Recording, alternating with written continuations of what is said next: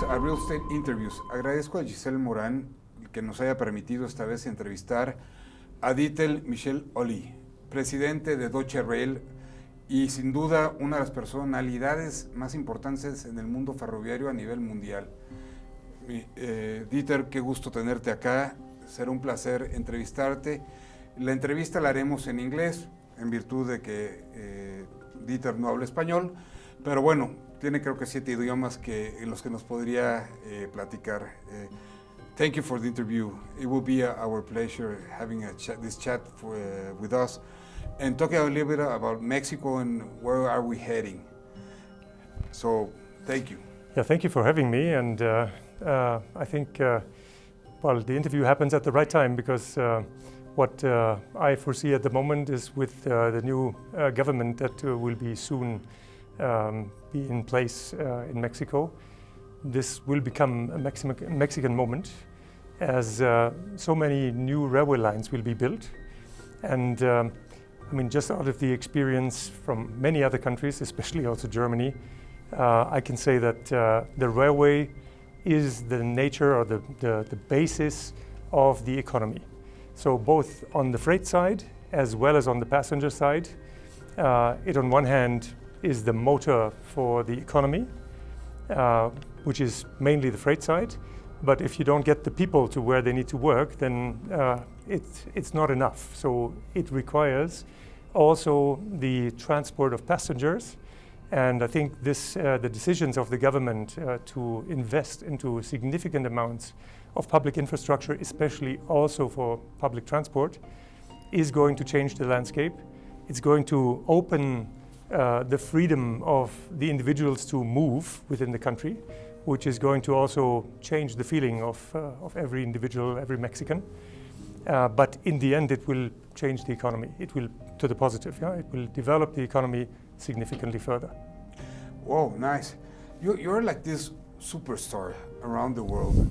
And having you as here in Mexico, it really makes us think on what's happening. We're saying, or at least some of us, we're thinking that we have at the time the Mexican moment. There's a lot of stuff going around. Of course, trains are part of that.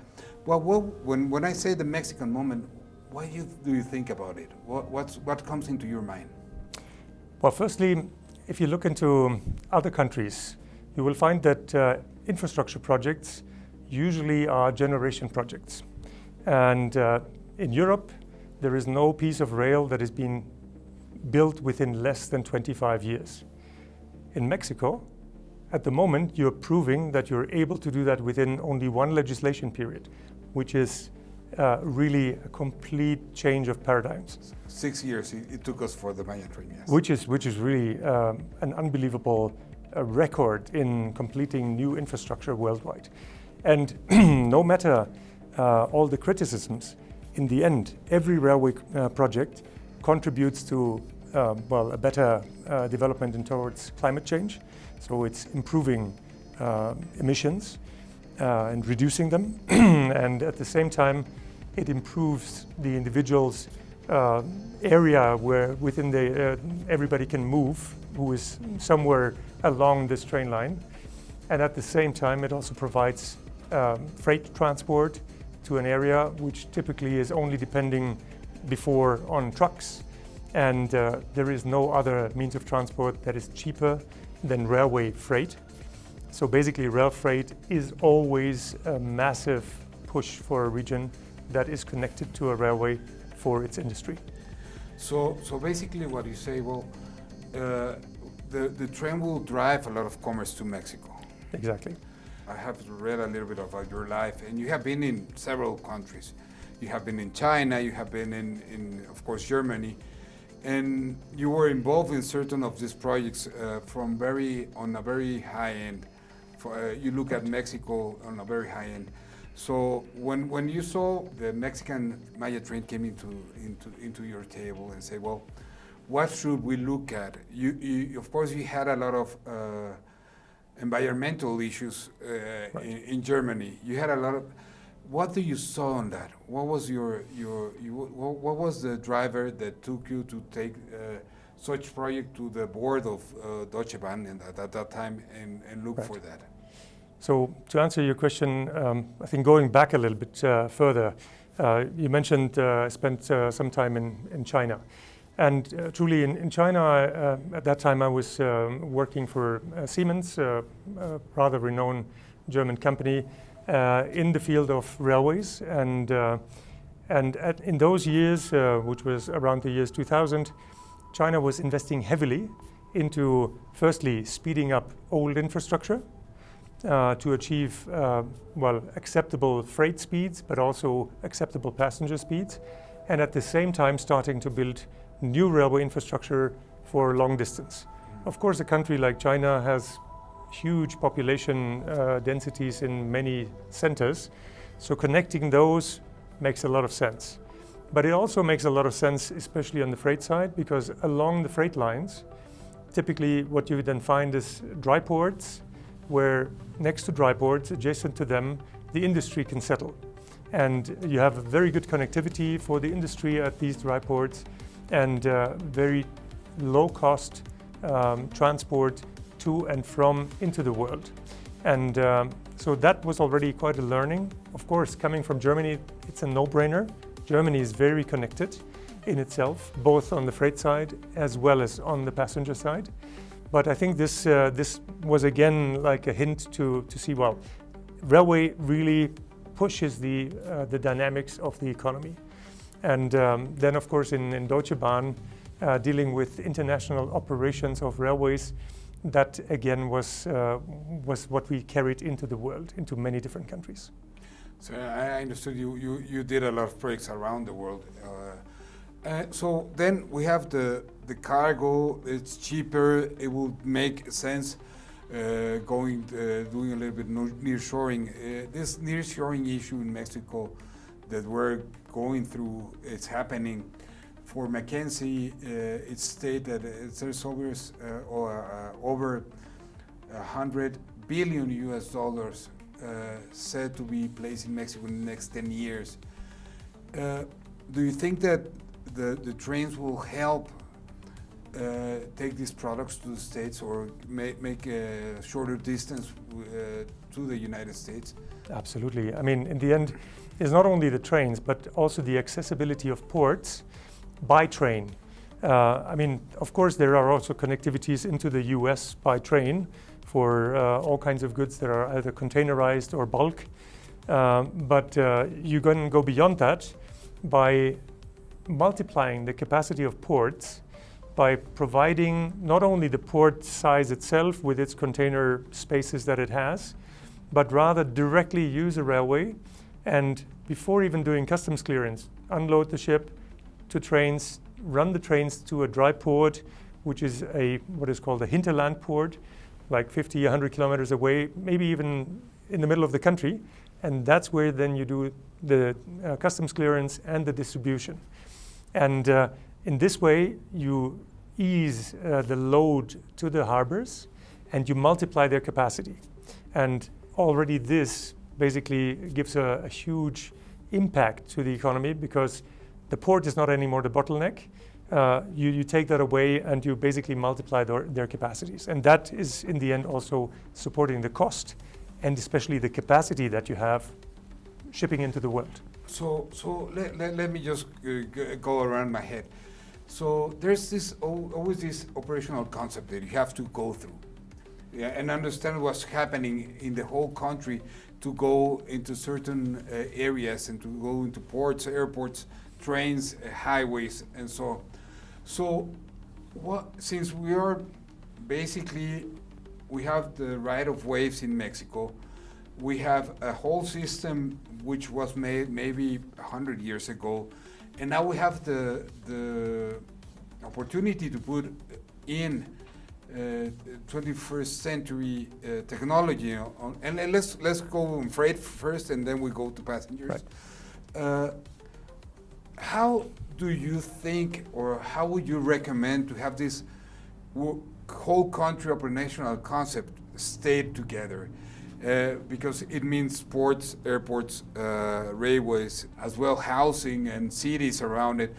If you had this white page of paper and you have the pen, how will you say step 1, step 2, step 3?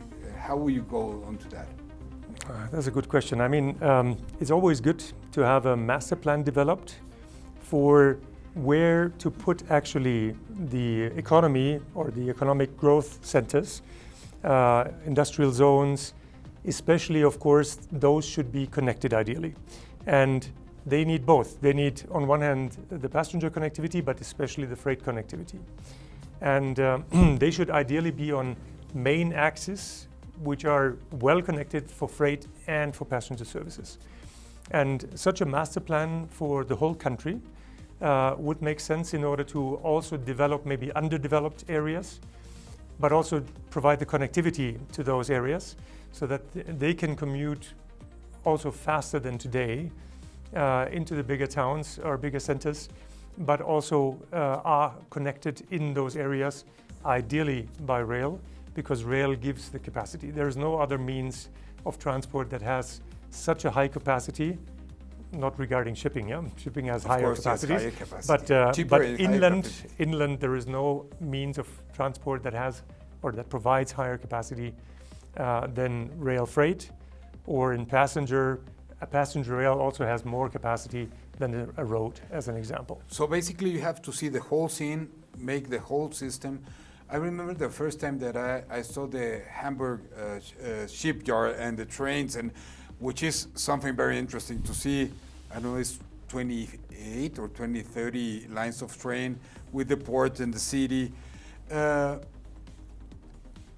Does the technology, does AI helps work on that at this time or not? How is technology involved in this? Oh, absolutely. I mean, AI in the end helps already in the port to firstly place the whole containers such that you can transport them based on their urgency with the right trains to the right place. Secondly, there is also, of course, AI involved when you use hinterland ports for their connectivity and custom clearance and all this. So AI is basically the driver of a lot of things, and not only about the trains itself, but also on maintenance of railway systems, on operation, for example, on deciding priorities.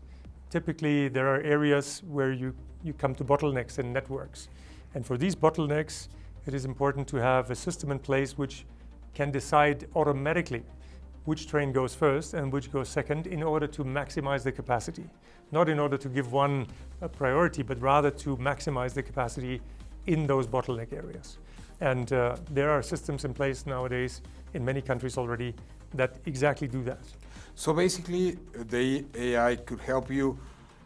In certain countries, they say that you cannot put a freight train and a passenger train in the same track. Does AI can help you with that? What helps in order to put trains onto a network which are carrying passengers and freight is not so much AI itself, it's rather what is called a signaling system. So it's called an automatic train protection system. And automatic train protection, as the name says, it protects trains against colliding with each other. Okay. And in railway systems, there is, a comparably high risk, typically in switches, in points where basically tracks are being switched, where maybe on a single line a train approaches and another train is waiting to enter the single line. And if an operator or a driver makes a mistake and then enters a line where a single track where another train is coming the opposite direction, the braking distances are usually not long enough when a driver hits the emergency brake to stop the train before hitting the other one. And that's why you need a system which knows where which train is and which then gives the right to enter a section only to those trains which should go into that section first and which should be protected within the section. And this has to be automatic in order to relieve the driver from having to see every signal and having to act in the right way, because if a driver is distracted, which can happen to every human being, this should not automatically lead to a fatal situation. Okay, so basically the system will help just use in the most efficient way the tracks with the trains that are coming in. Exactly. AI will provide the right of way to the one which in the end will achieve the maximum capacity, but the signaling system will provide safety to every train and provide trains to collide with each other by not even letting a train enter into a section where another train could come into his direction.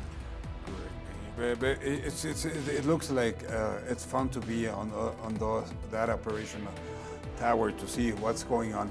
So let's go on the passengers train. Mm-hmm. I understand that. Well, you have worked in this how to transport people or linear ways of transport. That might be the good idea of saying trains.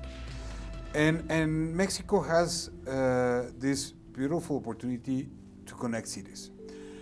We have found that within the cities, such as Mexico City, that's very big. I mean, if you try to go from maybe Santa Fe to the airport on Friday afternoon, it would take you like 3 hours. It's a big distance, and it's quite a lot of traffic. Trains in very populated cities could help move people within the city. Is that right? Or how does that work? Well, first of all, within cities, when you look at, for example, metros, they provide a really high capacity. So normally within major cities, you would always go for a master plan, design so-called trunk lines, which carry the biggest amount of people, and the metro would end up carrying about 35,000 people per hour per direction when it has long trains. And then you would provide other lines which would be called branch lines with less capacities, which could be bus rapid transit or trams or monorails. They would have like maybe 10,000 or 5,000 people per hour per direction capacity, feeding then into this trunk lines. And typically a big city would have several trunk lines, northeast, southwest, whatever, and then many smaller branch lines to then connect into the whole city and be not more than 1 kilometer distance to any place within the city, reachable for every one by foot, and then having the long distances transported with a faster system. Mm-hmm. I will just put a quote there, long distances, and I will get deeper on that in a few months. And then we have in Mexico as well the cities where the distance is I will say the car is not efficient, buses are not nice at all I will say, and the plane doesn't make sense. So from our point of view, that's where the train might come in and jump, and you can go into the train and work there. And so, and there are different sort of trains. There are medium speed trains, there are intercity trains, and there are full, very fast trains. How would you say it could work that out? Because for example, we have México-Querétaro, which is barely around 200 kilometers long. I would say it's the most used highway that we have, as well as the most traffic highway that we have as well. Mm. There's no any efficiency on the highway, but would you put a high-speed train there? Would you put a medium speed train? Does the train help the towns within the track to develop? How does that work? Or again, being in such countries such as Germany and China, I mean. Absolutely, no, it's a great question. Thank you for that. Well, look, if you look at railways, the steel wheel on the steel rail has rather little friction. The effect on that is that it cannot really climb very high ascents. So typically a locomotive-driven train can only climb around 1 or maximum 2% in special conditions, like if it's not so heavy. What does it mean? The more difficult the terrain, so mountains and so on in between, the more bridges and tunnels are needed, which makes every train section very expensive. if you look at medium speed trains, they can go narrow curves, rather narrow curves, while high-speed trains need a very straight alignment. So that makes them spicier. That makes them much more expensive, Much because more. a high-speed train alignment is pretty much the most expensive that there is. How much would that be expensive if we try to put more or less in Germany? What does a kilometer of high-speed train cost?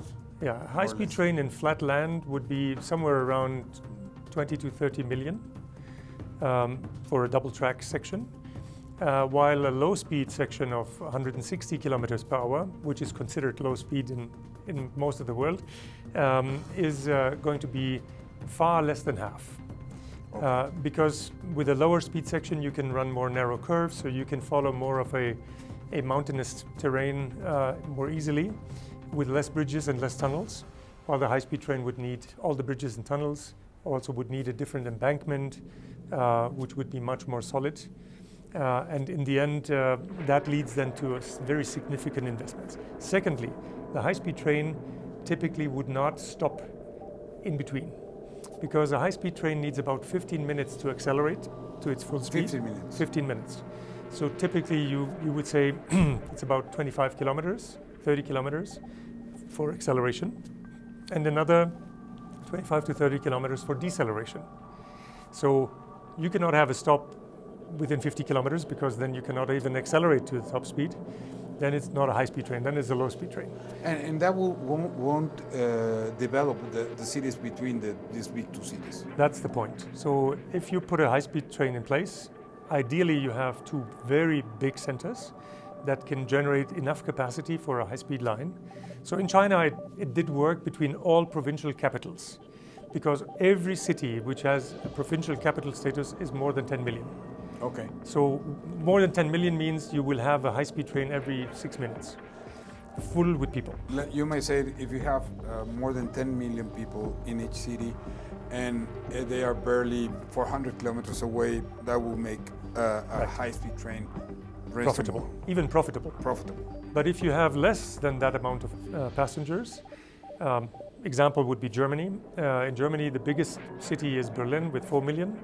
Then the second biggest cities are Hamburg and Munich with about 2.5 million, and the rest is all small, 1 million or far below, 500,000, 200,000. But still, Germany is populated all over the place, so you need to have many stops in between. That in average reduces the speed dramatically. So the average speed of our high-speed trains is only around 160, because we have so many stops. Okay. So when you go from Berlin to Munich, which is about 600 kilometers, it takes about 3.5 to 4 hours, depending on if the train has many stops or not so many stops. Yeah, I done that. So basically, that's trains. But we spoke a little bit on linear ways of transportation. Right. And we're in the 21st century. There's a lot of technology around, and what's coming on? I mean, what's going to happen? I mean, it's like, what will be the next generation of linear transport? Yeah, thank you. I think that's a great topic. If you look at high-speed rail, just to close up with that, it's not only the investment, which is upfront rather high and only really makes sense if you have mega cities to be connected. On top of that, it's also the renewal cost. Every 25 years, you need to completely renew the infrastructure. 25 years? Every 25 years. Because everything degrades down to the ballast, even the substructure, the rail itself has to be replaced, the sleepers, everything basically has to be replaced. Which is a huge... and everything. Wow. Even the substructure has to be renewed. So it's almost as if you built the line from scratch. And that is, of course, a major investment. To give the example of Germany, the German government invests every year about 20 billion euros into the German railway network, out of which most of it goes into the high-speed lines.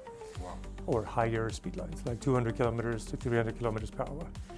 And at the same time, German Railways turnover is only just slightly above that with the railway business, so about 25 billion turnover. So that explains for itself, it cannot finance this kind of level of maintenance that is needed. Now, at the same time, if you look into what is happening, there's this new system which has developed over the last 15 years, which started with so-called magnetic levitation trains.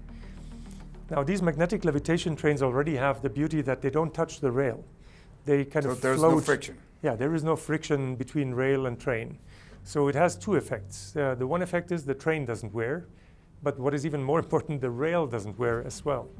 So with these both topics, the most expensive part of the costing of high-speed rail is kind of lost, which is the maintenance.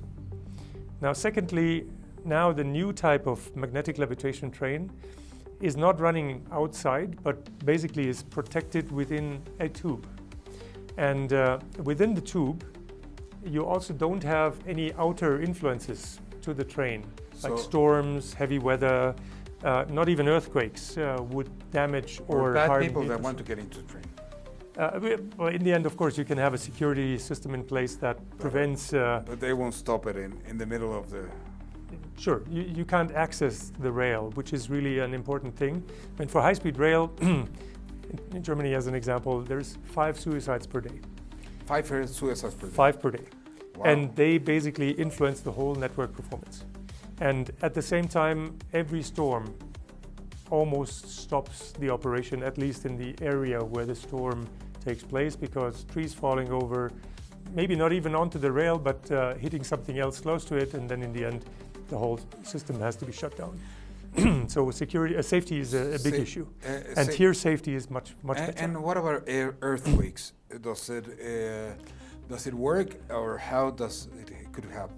Already, a maglev train would be protected against earthquakes from derailing, but if it's in a tube, even the tube settlements would not cause the train to derail or to cause any dangerous situation. So earthquakes are clearly the best protected systems when you run inside a tube maglev.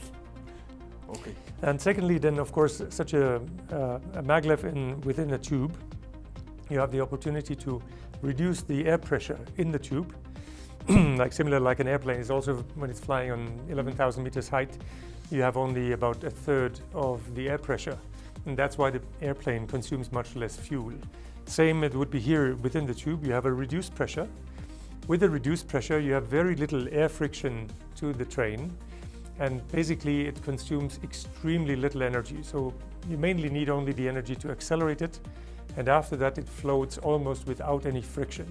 So you're saying that trains are 100 times more efficient than highways. Yes. And you might say that this technology is 4 times more efficient than even beyond that. So energy efficiency is so high that only the shielding of the tubes with solar panels, which you anyhow have to shield in order to prevent them of heating up on the top and bending due to sunlight. So the shielding of solar panels of the tube would already create more energy than you need to actually run the trains within the tube. But on top of that, the other part of operation cost, which is rather a high part in trains, is the staff that are running the trains. Now, within a tube, you have a confined environment. You don't need a driver. You can run the tube like an elevator. And basically you don't need a train driver, and you also would not need train attendants. In that way, you run with much more cost efficiency, such a system that in the end then only costs about 10 to 20% of the operation cost of a railway system. And what about right-of-ways? I mean, right-of-ways always are a big issue. Right. In Mexico, we have highways set, and we have right-of-ways of all trains that are being set. And as well, the other issue that we have is that we have a lot of mountains. Mm-hmm. So trains will have to cross mountains, and a little bit the turns and the steepness of the highways, right, or the tracks. How do you manage that?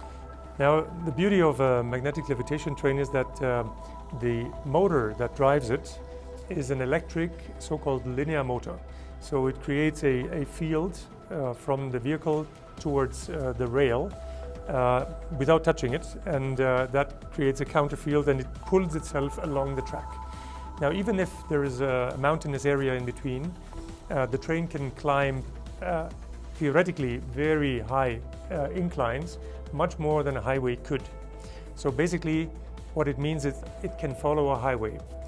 It can be, for example, elevated on top of a highway, not consuming any additional space, which is, of course, a huge benefit. So then we wouldn't need the right-of-way? You don't need an additional right-of-way. You can use an existing right-of-way and build on top of it, and in that way not acquire any more land.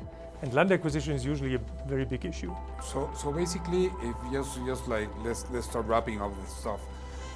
If we have this Mexico, we have to build 3,000 kilometers or so of new passenger trains. So where we have the right-of-ways of all trains, freight trains at the time, and we have a lot of highways.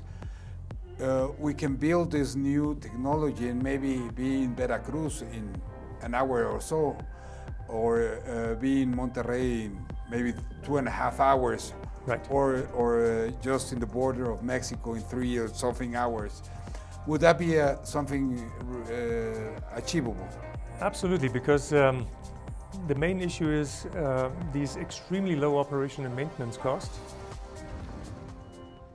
You've probably heard of Hyperloop, but what is it exactly? Hyperloop is the new mode of transportation for large volumes of passengers and cargo. Vehicles move through tubes, which create the ideal conditions for low energy travel and protect the vehicles from the environment. Just like a highway, vehicles join and exit the high-speed network at any point along the route. Direct trips are made possible without transfers or intermediate stops. The Hyperloop network connects cities, countries, and even continents in short periods of time. We bring you safe, smart, and sustainable transportation. No boundaries, no limitations. Welcome to Heart Hyperloop. They lead to a capacity of such a system to even pay back for its own capex, which is not normal for railway lines. So you will say that the Hyperloops could be profitable just by itself, without right. the real estate, well, very interesting. I mean, of course, it has the benefit in addition that you could have stops every 20, 30 kilometers without slowing down the mainline train. The mainline train passes through, but it can allow a part of the train to turn out and stop at any station along the way, which in the end opens up the country, which could not be done with high-speed rail, but it would still be complementary to low-speed rail being the feeder for such a system, because low-speed rail could then be the branch line for a high-speed trunk line of a maglev in the vacuum tube. So you will say that Mexico, Laredo, which is maybe 2,500 or something, in Querétaro and something, they will just make small trains put into the central line and get as fast as we are talking about. Exactly, because you will always need the feeder lines to feed to the stations. And in that way, railways are never wasted. It's always a good investment. So also the railway lines that are planned already today, they will not be wasted, on the contrary, but they will be able to act as feeder lines to future stations because of the high capacity of a maglev in such a vacuum tube environment. You can transport much more than even a railway could, but with the railway as acting as a feeder, you can basically open many places in the country much more easily. Dieter, there's always, they say, well, we spoke about cars, we spoke about buses, we spoke about airplanes, but airplanes and Hyperloops, how would you compare those? Right. So absolutely good question, because in the end, Hyperloop or a maglev in this vacuum environment would be able to run at 400 to 500 kilometers per hour along every standardized highway. Now, what does that mean? If you look at longer distances, say 2,000 kilometers, even at the lower speed due to difficult terrain, would mean 5 hours travel time. So that will be Mexico-Cancun in 5 hours. Right. And if you take an airplane, you still need to go to the airport, which can take rather long. You need at least an hour, maybe longer, to wait at the airport before your flight starts. And your flight would take typically 2 hours flight time or 2.5 hours. So in the end, the total travel time would be better or faster with the maglev system. And it would in the end also allow you to work, make phone calls, use the internet, whatever, which is not so easy in an airplane. So total competitive distance would be 2,000, maybe even more than 2,000 kilometers. So 2,000 kilometers, you could choose it between the plane and the Hyperloop. But there's another issue there, which is price. Right. Which is cheaper, Right. Hyperloop or planes? Clearly, the train is always cheaper. And the reason is the operation cost. The airplane basically defines its operation cost mainly on the staffing, the maintenance, and especially the fuel. The fuel is a very large portion there. And here you basically completely lose the fuel portion, and you also lose the maintenance and staff to a big extent. So it will be so much cheaper, and what our business cases show is that on medium density lines, like 4,000 to 5,000 people per hour per direction, you would end up with a price of 10 euros for 100 kilometers. 10 euros for 100 kilometers. That would be 200 pesos more or less. 200 pesos for 100 kilometers. 100 kilometers, okay. The business case in total would already be positive in itself. And that's profitable for the operational guy? That's profitable. That's profitable for the business. For the whole business, and it would pay for the infrastructure, it would pay for the vehicles, for the operation and maintenance, and still pay back all its debts. So means no burden to the government. And as a subsidy and so on. And can we, let's make this for the second, let's make it for the second time with real estate interviews. Could we make a case of these 3,000 kilometers just to drive? I'm sure you have softwares and stuff like that, and we make the business case for Mexico on that end? Well, absolutely, because if you look at different distances, like shorter distances may require lower prices, but then you would also have much higher ridership. So if you have the double ridership on a shorter line, you can cut the price in half. If you have the triple ridership, you can cut the price for the transport by three. So basically long distances, usually people fly anyway. And there you compete with the airplane, and the airplane can never do 10 euros for 100 kilometers. No, never. And if you look at the shorter distances, there people might think of maybe buses or other means of transport, which of course take 10 times longer. But there, with a higher ridership, you can easily also take that onto such a maglev system, which in the end also decarbonizes the transport. The decarbonization is very important. Right. The ESG issues are something that we have to look at. And the safety, of course, would be the maximum safety that you can get in transport compared to any other means, even compared to rail, even though rail is amongst the safest. But this is even safer because it's confined environment. Confined in a tube. We are seeing nearshoring in Mexico. It's a big issue.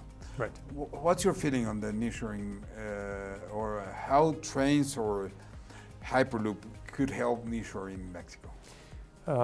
Also another good aspect, I think. If you look at this new technology, obviously there are a few manufacturers, some of them in Europe, some of them in North America, that would manufacture some vehicles. But I think a major point is bringing the benefit of the construction of such lines into the country.